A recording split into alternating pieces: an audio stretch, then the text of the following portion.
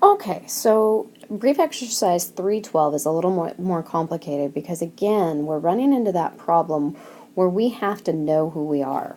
So sometimes what I do is I just tot a little note and I say, okay, I am recording the entries for mid-shipment.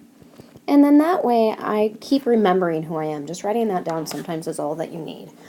So we learned this entry before. On 1/1, we're going to record that we borrow money from Falcon Company. So we receive cash.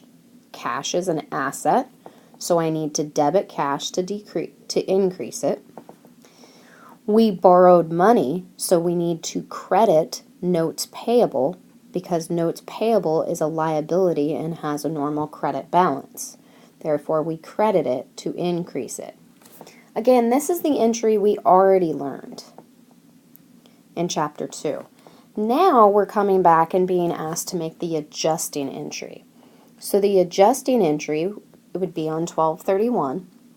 We know that we're going to have some type of interest because when you borrow money, you have to pay interest for the cost of using that money. So we know we're going to debit interest expense, and we know we're going to credit interest payable.